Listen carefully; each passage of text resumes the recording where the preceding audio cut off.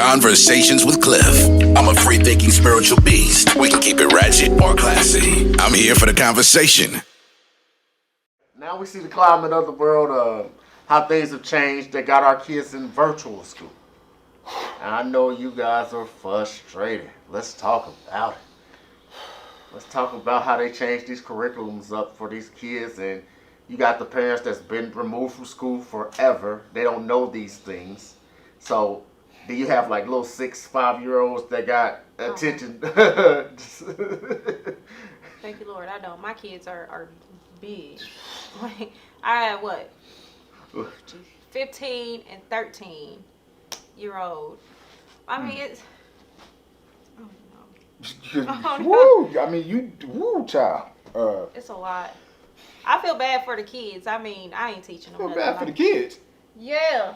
I mean, but I have teenagers. How old are your kids? Well, I got he's about to be 12, and that's the worst. Yeah, but he's not.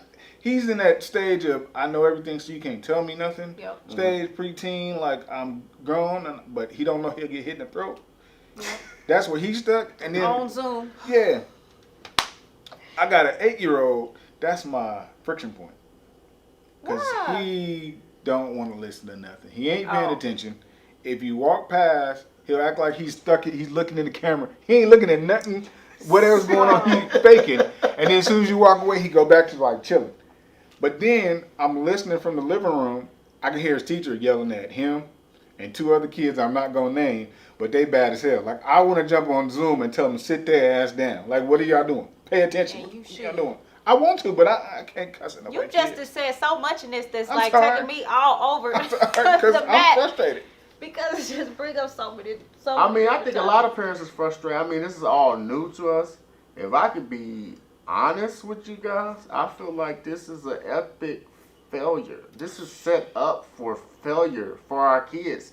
Because you got parents that work, so they can't be with their kids while they're at school, so they got to just sit there. Yes. Or you put them with a grandparent while you're growing. The grandparent doesn't know. The kid doesn't know. Like I said, you change up the curriculum to where you got to find all these new and inventive ways to figure out 2 + 2 = 4, and it's driving everybody nuts. Like I'm watching my best friend's kids. Her boys are cool, but her daughter's sick, so she's at home in the own comforts of her home, and she's just like, I don't want to sit here. So she's moving around. Her teacher keeps calling her and whatever.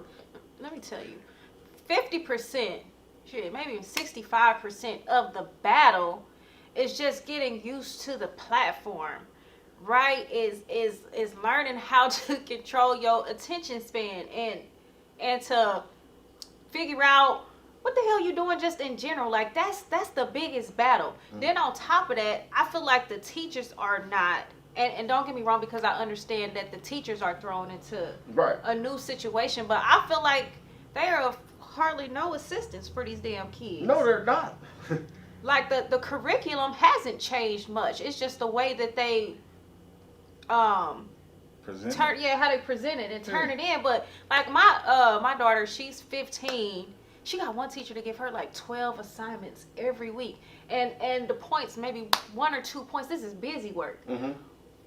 But why, right? Right. Give her the meat of what she needs to gain, and to accomplish within this semester while we're all trying to navigate.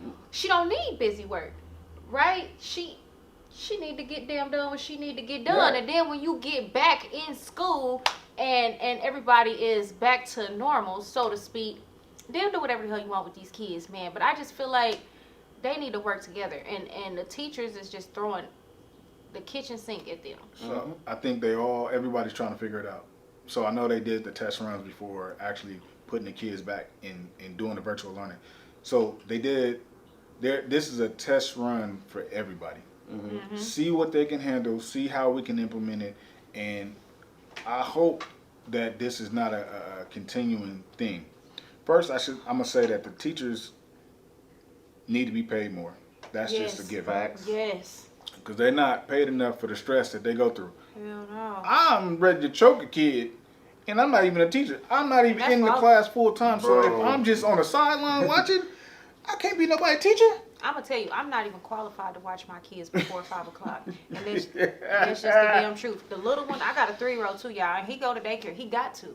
He got to. I'm not even capable. I don't even know the man's schedule. So, Hey, he's a man. look, I got a 3-year-old. I will He's a watch whole man. all y'all kids. For real. I will watch all y'all Can't kids do if it. y'all give me the leeway to clothesline them. I mean, I'm just gonna put that out. Right in the throat. Right, Bow. right. Chopper. I'll get them right. I'll get your kids right. So okay, look, and I don't know. Ooh, could I? Go ahead. Okay, because look, like I'm just here, right? They invited me here. I don't work here for real. Yeah. I'm Yeah. just saying. But no, cause so that bring up another point for me, and I was, we need to hit these kids, and I feel like we should be able to hit each other's kids, just in general. I will hit your kid with no remorse. Because I was thinking about that, and I can't remember what you said that made me think about it, but I feel like we all need to get to a space where we feel responsible for one another and one another's kids. These kids are crazy, and they got so much stuff that's influencing them. Yeah. And it's a lot of information to decipher without proper experience, right? And I think it would help if we all just took a bit more care. Going each back to other. the community. The Yeah, community you know, aspect, the and village People aspect. people so offended by that, but like I really feel like anyway, like with my kids, friends and stuff, they already know if I roll up on you and I see you and you doing something crazy that 9 times out of 10 I am gonna be the one to clothesline you and you can tell your mama that I did so, right? Right. I feel like that helps them stay in line because you never know who watching you. Because that's how we was raised. Right. Well, we can't do that no more. Why? Because nowadays everybody want to go viral. 2, everybody want to be friends with their kids. Not everybody, in general. Everybody want to be friends and cool with them. So I can't come up and check your son because he's doing something out of line. He's out of pocket. Hey, bro. Hey, chill out, man. Like, what you doing? Like, calm down. Like, you gonna hurt yourself. What? Who you talking to? I'm gonna go get my mama. I'm gonna go get my daddy. And they go, woo, woo. Go get them. I'm gonna say the same thing. And if they want to smoke shit, we can do it. Catch, run the fade. But the thing is, like, that kid should be able to, like, you right, yes, sir. I'm in the military. So 9 times out of 10, most of the kids know if I walk up on you and I'm not yelling, I'm not cussing. Hey, relax. Yes, sir. Look, everybody want to be so free nowadays, which is what I feel like is a part of the problem. Don't nobody want guidelines. Don't nobody want boundaries. Everybody feel like what they say and what they want to do is valid and everybody should just accept the shit. When the truth of it is if you're trying to coexist with people, like, it just can't be. You know where I feel like the ball was dropped as a collective? It was our generation. We didn't bridge the gap between the younger generation. Because you damn know why. I mean, Tell them why. why Tell them why. Why not? I had this conversation with my mama. Go ahead. Right? So our generation, y'all was born in the 80s? Correct. Right? Okay. So think about what your parents was doing in the 60s and 70s. They was all on drugs, right? I mean, just to be for real. Yes, keep it 100. And you think about the war on drugs in the black community in the 80s, Preach. right? Right.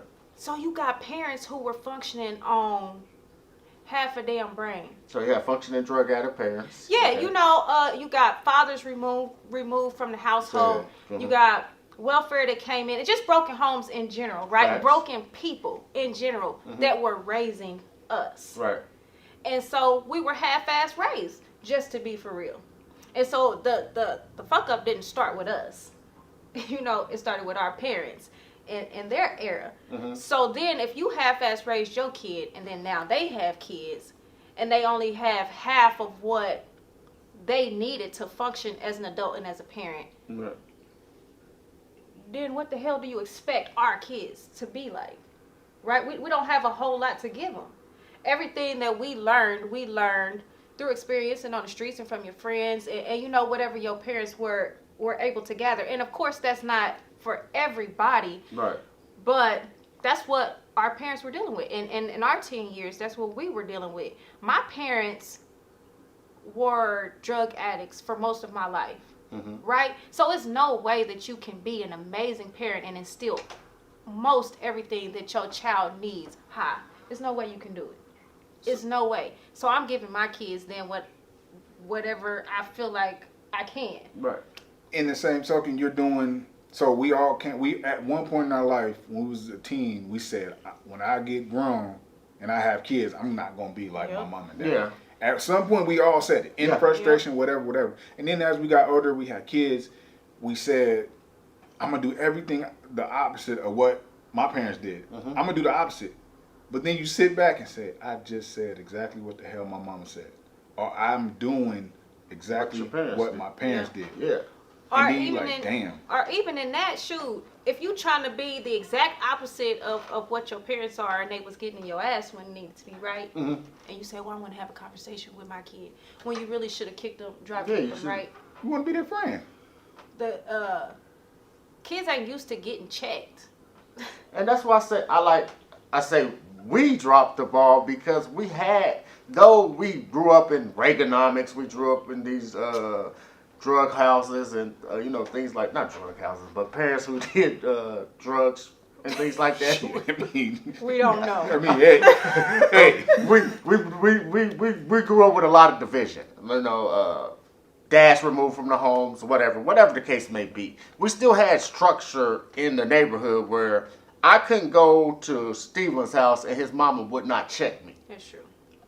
We don't have those things. Like, we can't say anything to anybody else's kid because they get offended, then the parent get offended. Nobody wants to take responsibility. It comes to the point where Clifford said we're too busy trying to be friends with our kids instead of being parents. We gave kids too much power that they're not allowed to even have. Like, I see people trying to they're not old enough to understand the power that they have. I shouldn't see parents bargaining with their kids. Like, if you do this, then you get this. Thank you for listening. This has been an A2I Media production.